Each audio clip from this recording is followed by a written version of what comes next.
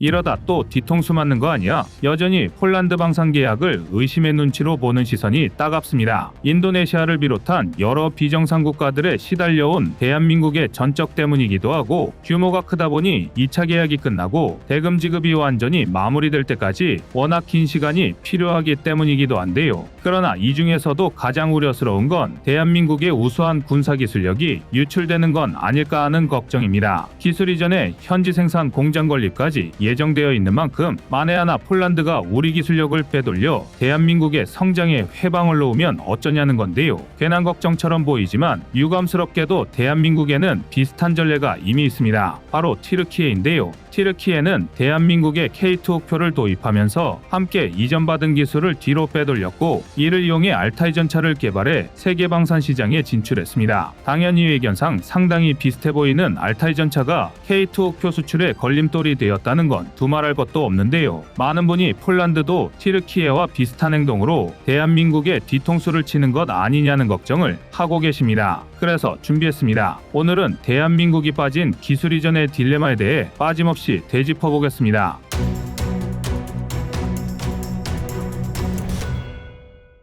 K2 옥표 폴란드 기술 이전에 대해 많은 분이 튀르키예의 알타이 전차 꼴이 나는 것 아니냐고 걱정하고 계십니다. 확실히 알타이 전차는 기술 이전으로 대한민국이 뒤통수를 맞은 것처럼 보이는 가장 대표적인 사례입니다. 그러나 두 사례에는 명확히 다른 점이 있는데요. 먼저 알타이 전차는 K2 옥표 수출의 기술 이전이 추가 옵션처럼 붙은 게 아니라 명백히 기술만을 수출하는 경우였습니다. 심지어 지난 2007년 튀르키예가 국산 전차 개발 사업을 진행할 당시 대한민국뿐만이 아니라 독일, 프랑스 또한 레오파르트2와 르클레르의 기술을 수출하기 위해 함께 치열한 경쟁에 뛰어들었는데요. 그런데 최종적으로 대한민국과 K2 옥표가 기술 도입국 우선 협상자로 선정되었고, 이를 계기로 국방과학연구소 ADD와 현대로템이 총괄적인 설계 지원 및 기술 이전, 현대위아가 55구 경장 120mm 활강포 생산 기술, 삼양컴택이 복합장갑 설계 지원, 마지막으로 풍산그룹이 장갑 방호 성능 평가를 도맡았습니다. 즉 말이 설계 지원이나 기술 이전이지 사실상 기술을 판매한 셈인데요. 그렇기 때문에 알타이 전차는 튀르키예가 개발국으로 등록되어 있음에도 K2 옥표와 유사한 점이 매우 많습니다. 예를 들어 K2 옥표가 주포로 55구 경장 120mm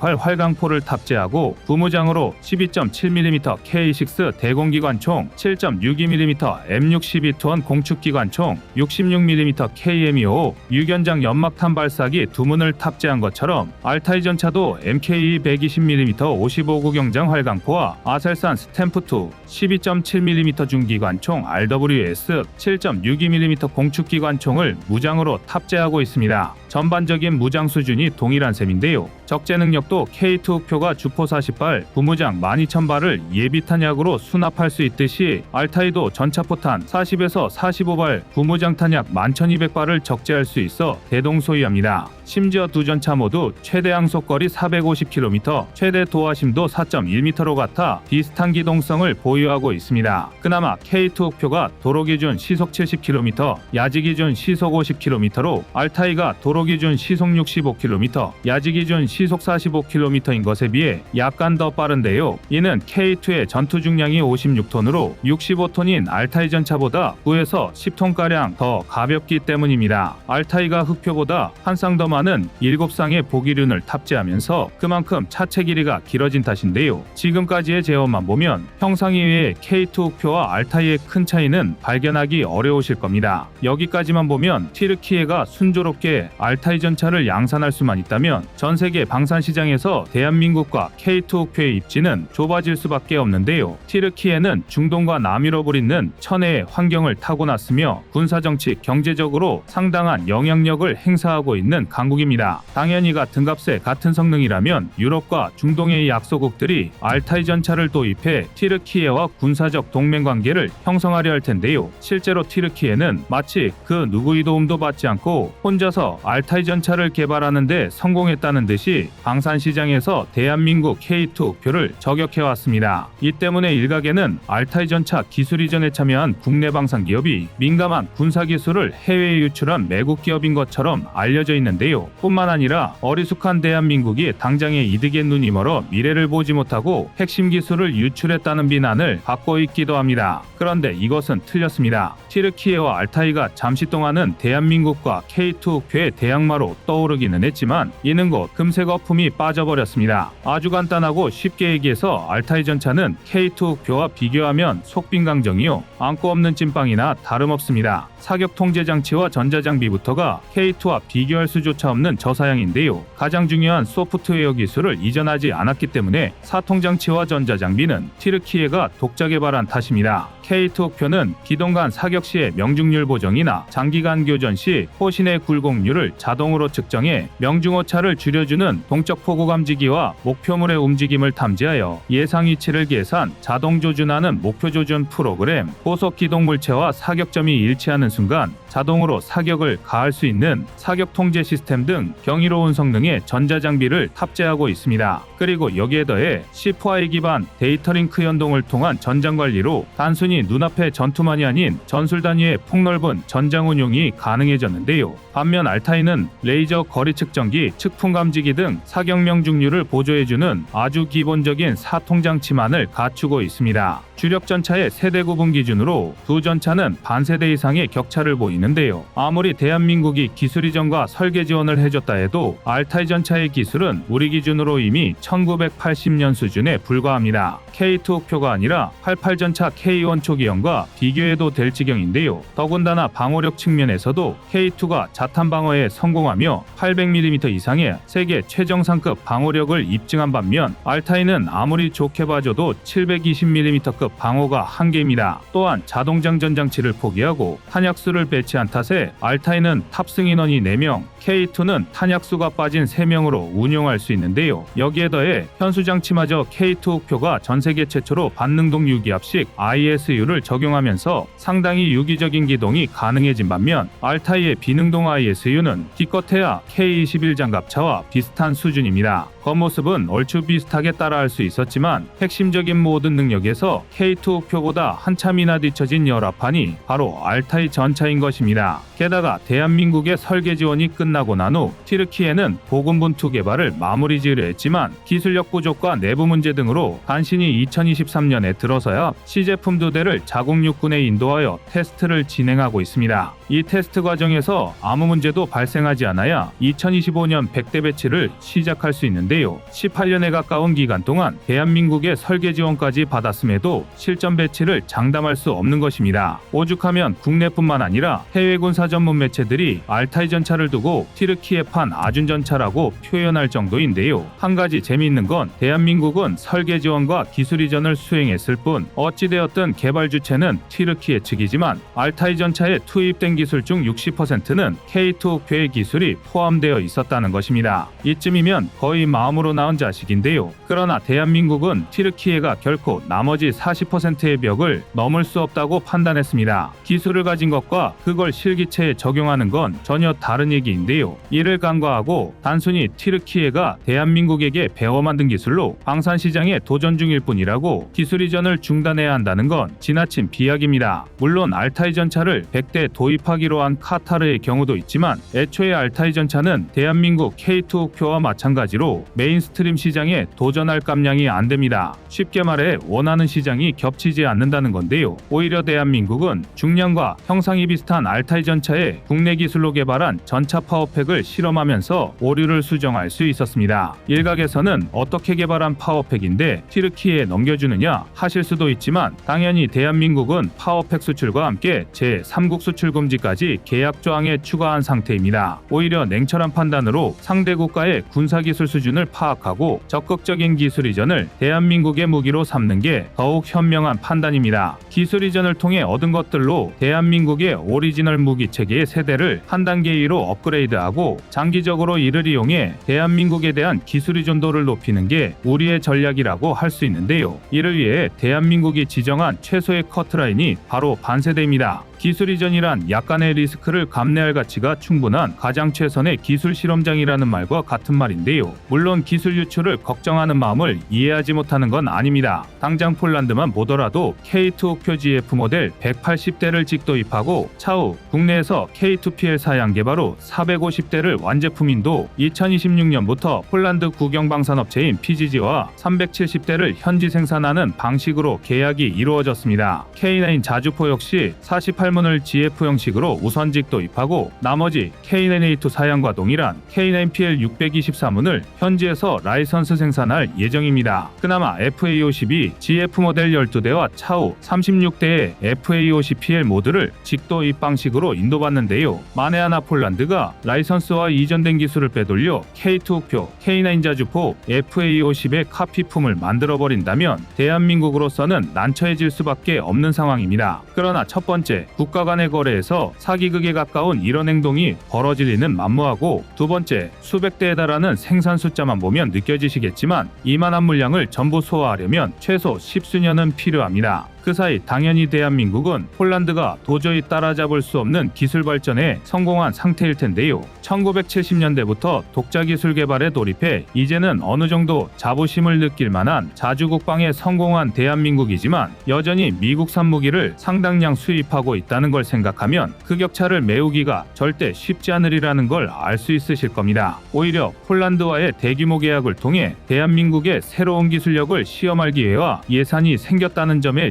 주목해야 하는데요. K2는 K2PL 덕분에 능동방어 체계 탑재에 다시 연구에 들어갔고, K9 역시 A2형 개량 일정을 2027년에서 2024년으로 3년이나 앞당길 수 있었습니다. 물론 만에 하나의 경우를 대비하더라도 철저한 계약 조건과 이를 뒷받침할 수 있는 국제적 제도를 마련할 필요는 있습니다. 대한민국은 아직 초대규모 방산 계약이 있어선 초심자와 다름없습니다. 폴란드를 계기로 대한민국의 방위 산업이 날로 성장하고 있는 만큼 이를 뒷받침하고 국민을 안심시킬 수 있는 철저한 제도 또한 하루빨리 준비되길 바라겠습니다. 이상 꺼리튜브였습니다.